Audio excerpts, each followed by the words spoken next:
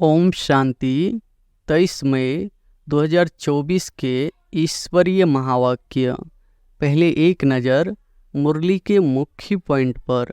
बाबा ने कहा, पवित्र बनने में ही मनुष्यों को तकलीफ होती है और पवित्र बनने में बहुत ग्रेड्स है। हर एक बच्चा समझ सकता है, यह भी ग्रेड्स बढ़ती जाती है। पवित्रता में और योग में देह अभिमान में आने से ही डिफेक्ट होते हैं। कोई में जास्ती कोई में कम डिफेक्ट होते हैं। रत्न भी सब नमस्ते लायक है। मोती मानिक पुखराज आदि सब नमस्ते लायक है, इसलिए सब वैरायटी डाले जाते हैं। तुम तो हो ही चेतन रतन, तो हर एक को अपने को देखना है। हम कहाँ तक सब्ज पड़ी नीलम पड़ी बने हैं। अपने को देखो, सारा दिन क्या किया, बाबा को कितना याद किया। यह भी बाबा ने कह दिया है कि गृहस्थ व्यवहार में रहते तुम बाप को याद करना है। और फिर बाबा ने कहा, उनकी याद में रह रोमांच एकदम खड़े हो जाने चाहिए। परंतु पाप खुद कहते हैं, माया के विघ्न ऐसे हैं जो खुशी में आने नहीं देते हैं। एकदम प्योर डायमंड बनना है। अगर थोड़ा भी डिफेक्ट होगा तो समझ जाएंगे हमारी वैल्यू कम होगी। याद करने समय सारे दिन में जो कुछ किया है वह भी देखना है, मेरे में क्या अवगुण है जो बाबा के दिल पर इतना नहीं चढ़ सकते। दिल पर सो तख्त पर। बाबा हमको कितना प्यार करते हैं, कितना मीठा है। तकलीफ तो कोई देते नहीं, सिर्फ कहते हैं इस चक्र को याद करो। बाप की याद ही बहुत सतानी चाहिए। बाबा बाबा बाबा बहुत प्यार से बाप को याद करना होता है। राजा का बच्चा होगा तो उनको राजाई का नशा होगा ना। और फिर लास्ट में बाबा ने कहा, दान हमेशा गरीबों को करना है, साहूकारों को नहीं। तुमको आगे चलकर यह सब कुछ करना है। इसमें योग का बल चाहिए जिससे वह कशिश में आ जाए। योग बल कम है क्योंकि देह अभिमान है। सबको अपना भाई समझो। आत्मा जानती है हम भाई भाई है। देह के सब धर्म छोड़ने हैं। अंत में अगर कुछ भी याद पड़ा तो दंड पड़ जाएगा। इतनी अपनी अवस्था मजबूत बनानी है। दिन प्रतिदिन जितना पवित्र बनते जाएंगे उतना तुमको बहुत कशिश होगी। बाबा में बहुत कशिश होगी। इतना खींचेंगे जो तुम ठहर नहीं सकेंगे। बीमारी आदि होती है तो वह है क्रम भोग। खुद भी समझते हैं जब तक यहाँ है कुछ न कुछ होता रहेगा। भल यह रथ है, फिर भी कर्म भोग तो पिछाड़ी तक भोगना ही है। बाबा बच्चों को धीरज देते हैं। बच्चे, तुम बाप को याद करते रहो तो यह सब बंधन खत्म हो जाएंगे। और अब सुनते हैं महावाक्यों को विस्तार से। मुरली का सार है, मीठे बच्चे, तुम्हें कभी भी विघ्न रूप नहीं बनना है। अंदर में कोई कमी हो तो उसे निकाल दो। यही समय है सच्चा हीरा बनने का। प्रश्न है, किस बात की डिफेक्ट आते ही आत्मा की वैल्यू कम होने लगती है? उत्तर है, पहला डिफेक्ट आता है अपवित्रता का। जब आत्मा पवित्र है तो उसकी ग्रेड बहुत ऊंची है। वह अमूल्य रतन है, नमस्ते लायक है। इम्प्यूरिटी का थोड़ा भी डिफेक्ट वैल्यू को ख़त्म कर देता है। अब तुम्हें बाप समान एवर प्योर हीरा बनना है। बाबा आया है तुम्हें आप समान पवित्र बनाने। पवित्र बच्चों को ही एक बाप की याद सताएगी। बाप से अटूट प्यार होगा, कभी किसी को दुख नहीं देंगे, बहुत मीठे होंगे। ओम शांति। डबल ओम शांति भी कह सकते हैं। बच्चे भी जानते हैं और बाप दादा भी जानते हैं। ओम शांति का अर्थ है मैं आत्मा शांत स्वरूप हूँ और बरोबर शांति के सागर, सुख के सागर, पवित्रता के सागर बाप की संतान हूँ। पहले पहले है पवित्रता का सागर। पवित्र बनने में ही मनुष्यों को तकलीफ होती है और पवित्र बनने में बहुत ग्रेड्स हैं। हर एक बच्चा समझ सकता है, यह भी ग्रेड्स बढ़ती जाती है। अभी हम संपूर्ण बने नहीं है। कहाँ न कहाँ कोई में किसी प्रकार की, कोई में किस प्रकार की डिफेक्ट जरूर है। पवित्रता में और योग में देह अभिमान में आने से ही डिफेक्ट होते हैं। कोई में जास्ती, कोई में कम डिफेक्ट होते हैं। किस्म किस्म के हीरे होते हैं, उनको फिर मैग्नीफाई ग्लास से देखा जाता है। तो जैसे बाप की आत्मा को समझा जाता है, वैसे आत्माओं बच्चों को भी समझाना होता है।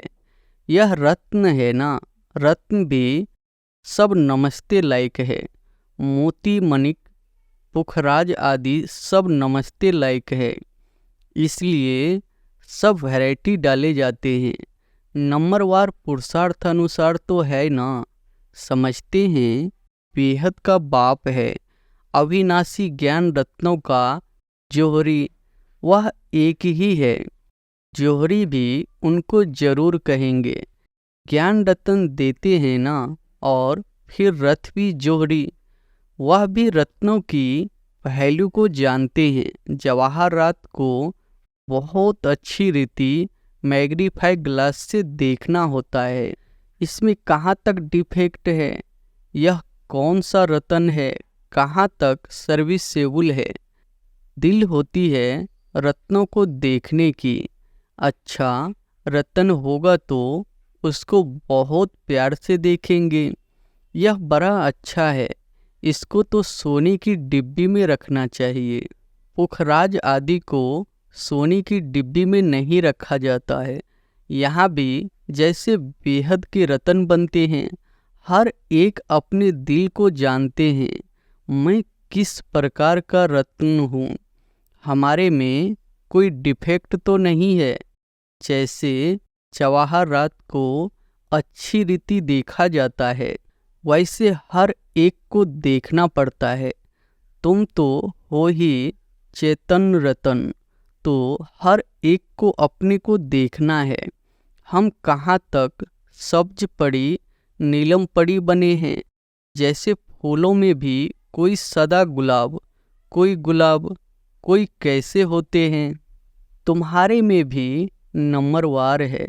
हर एक अपने को अच्छी रीति जान सकते हैं। अपने को देखो, सारा दिन क्या किया, बाबा को कितना याद किया। यह भी बाबा ने कह दिया है कि गृहस्थ व्यवहार में रहते हुए बाप को याद करना है। बाबा ने नारद को भी कहा अपनी शकल को देखो। यह भी एक दृष्टांत है। तुम जो बच्चे हो, एक एक को अपने को अच्छी रीति देखना है, जांच करनी है कि जिस बाप द्वारा हम हीरे बनते हैं, उनके साथ तुम्हारा लव कहाँ तक है और कोई तरफ वृत्ति तो नहीं जाती है। कहाँ तक मेरा दैवी स्वभाव है। स्वभाव भी मनुष्य को बहुत सताता है। हर एक को तीसरा नेत्र मिला है, उनसे अपनी जांच करनी है। कहाँ तक मैं बाप की याद में रहता हूँ, कहाँ तक मेरी याद बाप को पहुँचती है। उनकी याद में रह रोमांच एकदम खड़े हो जाने चाहिए। परंतु बाप खुद कहते हैं, माया के विघ्न ऐसे हैं जो खुशी में आने नहीं देते हैं। बच्चे जानते हैं अभी हम सब पुरुषार्थी है, रिजल्ट तो पिछाड़ी में निकलनी है, अपनी जांच करनी है, फलों आदि अभी तुम निकाल सकते हो। एकदम प्योर डायमंड बनना है, अगर थोड़ा भी डिफेक्ट होगा तो समझ जाएंगे हमारी वैल्यू भी कम होगी। रत्न है ना, बाप तो समझाते हैं बच्चे एवर प्योर वैल्यूबल हीरा बनना चाहिए। पुरुषार्थ कराने के लिए भिन्न भिन्न प्रकार से बाप समझाते हैं। आज योग के समय बीच में बाप दादा संदली से उठकर सभा के बीच में चक्र लगाए, एक एक बच्चे से नैन मुलाकात कर रहे थे। बाबा आज क्यों उठे? देखने के लिए कौन कौन सर्विसेबल बच्चा है, क्योंकि कहाँ कोई बैठे रहते हैं। तो बाबा ने उठकर एक एक को देखा, इनमें क्या गुण है, इनका कितना लव है। सब बच्चे सम्मुख बैठे हुए हैं तो सभी बहुत प्यारे लगते हैं, परंतु यह तो जरूर है नंबरवार पुरुषार्थ अनुसार ही प्यारे लगेंगे। बाप को तो मालूम है क्या क्या किसमें डिफेक्ट है, क्योंकि जिस तन में बाप ने प्रवेश किया है वह भी अपनी जांच करते हैं। यह दोनों बाप दादा इकट्ठे हैं ना, तो जितना जितना जो औरों को सुख देते हैं, कोई को दुख नहीं देते हैं, वह छिपे नहीं रह सकते हैं। गुलाब मोतियाँ कब छिपे नहीं रह सकेंगे। बाप सब कुछ बच्चों को समझाए, फिर बच्चों को कहते हैं मामे कम याद करो तो तुम्हारी खाद निकल जाए। याद करने समय सारे दिन में जो कुछ किया है वह भी देखना है, मेरे में क्या अवगुण है जो बाबा के दिल पर इतना नहीं चढ़ सकते। दिल पर सो तख्त पर। तो बाप उठकर बच्चों को देखते हैं, हमारे तख्त के वासी कौन कौन बनने वाले हैं। जब समय नज़दीक आता है तो बच्चों को झट मालूम पड़ जाता है हम कहाँ तक पास होंगे। नापास होने वाले को पहले से ही मालूम पड़ जाता है कि हमारे मार्क्स कम होंगे। तुम भी समझते हो हमको मार्क्स तो मिलने हैं, हम स्टूडेंट हैं किसके? भगवान के। जानते हैं वह इस दादा द्वारा पढ़ाते हैं तो कितनी खुशी होनी चाहिए। बाबा हमको कितना प्यार करते हैं, कितना मीठा है। तकलीफ तो कोई देते नहीं, सिर्फ कहते हैं इस चक्र को याद करो। पढ़ाई कोई जास्ती नहीं है, एम ऑब्जेक्ट सामने खड़ा है, ऐसा हमें बनना चाहिए। दैवी गुणों की एम ऑब्जेक्ट है, तुम दैवी गुण धारण कर इन जैसा पवित्र बनते हो। तुम ही माला में पिरोए जाते हो। बेहद का बाबा हमको पढ़ाते हैं, खुशी होती है। बाबा जरूर आप समान प्योर नॉलेजफुल बनाएंगे। इसमें पवित्रता सुख शांति सब आ जाती है। अभी कोई भी परिपूर्ण नहीं बना है, अंत में बनना है, उसके लिए पुरुषार्थ करना है।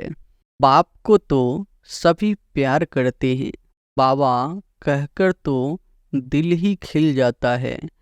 बाप से वर्षा कितना भारी मिलता है, सिवाय बाप के और कहाँ भी दिल नहीं जाएगी। बाप की याद ही बहुत सतानी चाहिए। बाबा बाबा बाबा बहुत प्यार से बाप को याद करना होता है। राजा का बच्चा होगा तो उनको राजाई का नशा होगा ना। अभी तो राजाओं का मान नहीं रहा है। जब ब्रिटिश गवर्नमेंट थी तो उन्हों का बहुत मान था, सब उनको सलाम करते थे, सिवाय वाइसराय के बाकी सब नमन करते थे। राजाओं को अभी उन्हों की गति क्या हो गई है, यह भी तुम जानते हो कि यह कोई आकर राजाई पद नहीं लेंगे। बाबा ने समझाया है, मैं गरीब निवाज हूँ। गरीब झट बाप को जान लेते हैं, समझते हैं यह सब कुछ उनका है। उनकी श्रीमत पर ही हम सब कुछ करेंगे। उन्हों को तो अपना धन का नशा रहता है, इसलिए वह ऐसे कर न सके। इसलिए बाप कहते हैं, मैं हूँ गरीब निवाज। बाकी हाँ, बड़ों को उठाया जाता है, क्योंकि बड़ों के कारण फिर गरीब भी झट आ जाएंगे। देखेंगे इतने बड़े बड़े लोग भी यहाँ जाते हैं तो वह भी आ जाएंगे। परंतु गरीब बेचारे बहुत डरते हैं। एक दिन वह भी तुम्हारे पास आएंगे।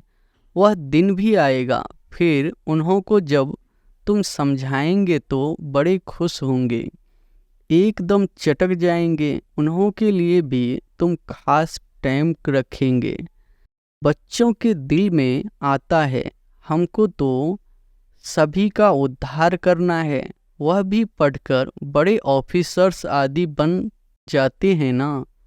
तुम हो ईश्वरीय मिशन, तुमको सबका उद्धार करना है। गायन भी है ना, भिलनी के बेर खाए।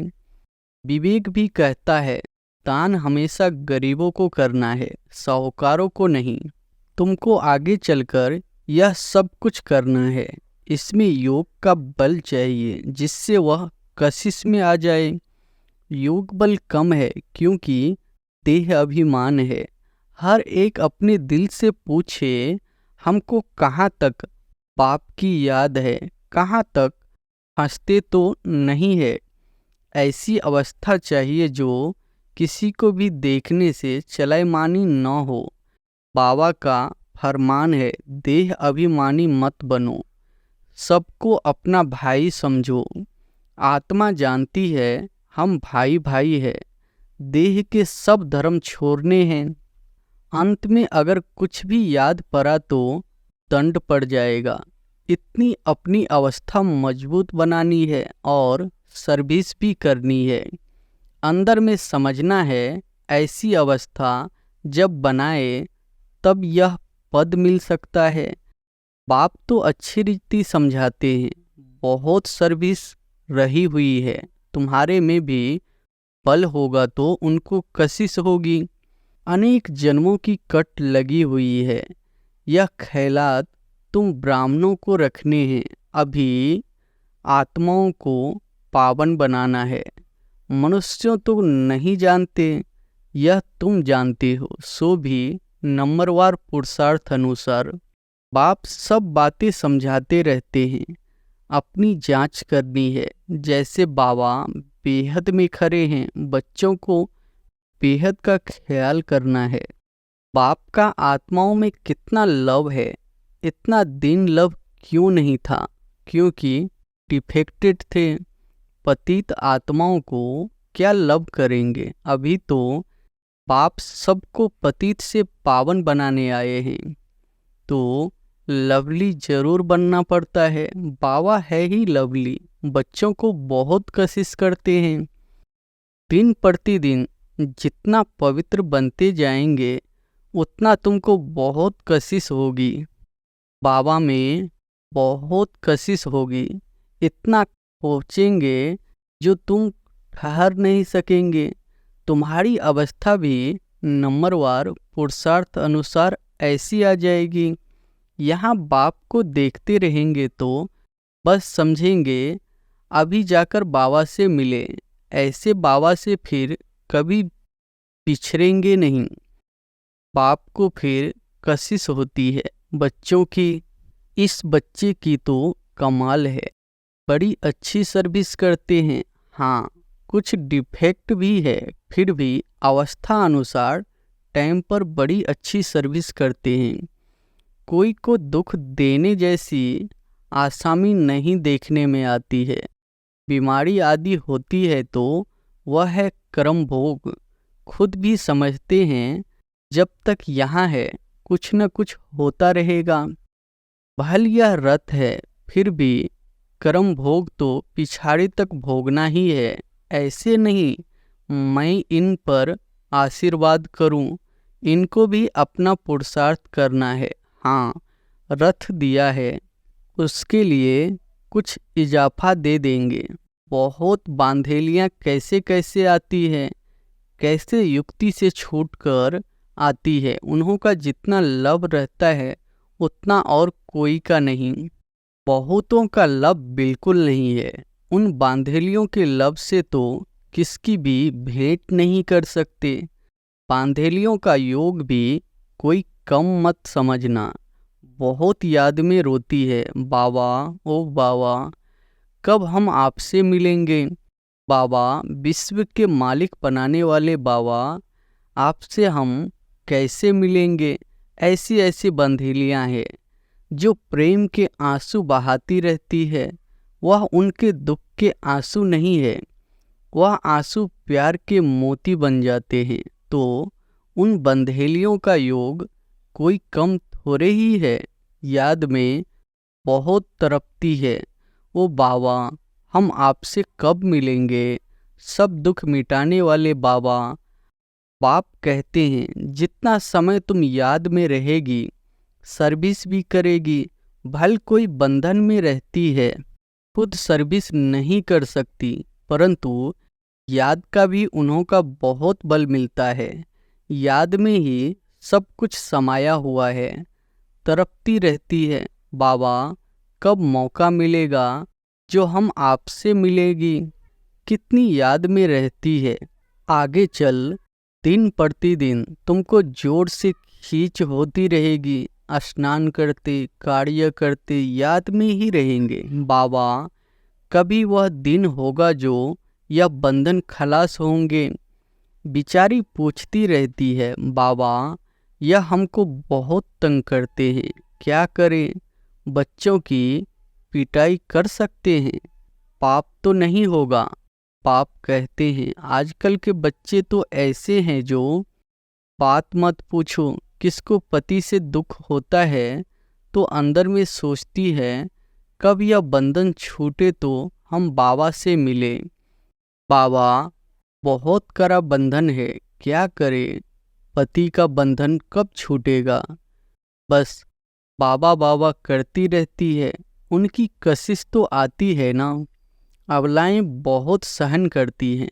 बाबा बच्चों को धीरज देते हैं। बच्चे, तुम बाप को याद करते रहो तो यह सब बंधन खत्म हो जाएंगे। अच्छा, मीठे मीठे सिकिलधे बच्चों प्रति माता पिता बाप दादा का याद प्यार और गुड मॉर्निंग। रूहानी बाप की रूहानी बच्चों को नमस्ते। धारणा के लिए मुख्य सार पहली पॉइंट है, अपनी जांच करनी है कि हमारे में कोई अवगुण तो नहीं है। कहाँ तक हमारी याद बाप तक पहुँचती है। हमारा स्वभाव दैवी स्वभाव है, विरती और तरफ भटकती तो नहीं है। दूसरी पॉइंट है, ऐसा लवली बनना है जो बाप को कशिश होती रहे, सबको सुख देना है, प्यार से बाप को याद करना है। वरदान है, साथी को सदा साथ रख, सहयोग का अनुभव करने वाले कंबाइंड रूपधारी भव। साथी को सदा साथ रख, सहयोग का अनुभव करने वाले कंबाइंड रूपधारी भव। सदा आप और बाप ऐसे कंबाइंड रहो जो कोई भी अलग न कर सके। कभी अपने को अकेला नहीं समझो। बाप दादा अविनाशी साथ निभाने वाले आप सबके साथी है। बाबा कहा और बाबा हाजिर है। हम बाबा के, बाबा हमारा। बाबा आपकी हर सेवा में सहयोग देने वाले हैं। सिर्फ अपने कंबाइंड स्वरूप के रूहानी नशे में रहो। स्लोगन है, सेवा और स्व उन्नति दोनों का बैलेंस हो तो सदा सफलता मिलती रहेगी। अच्छा, ओम शांति।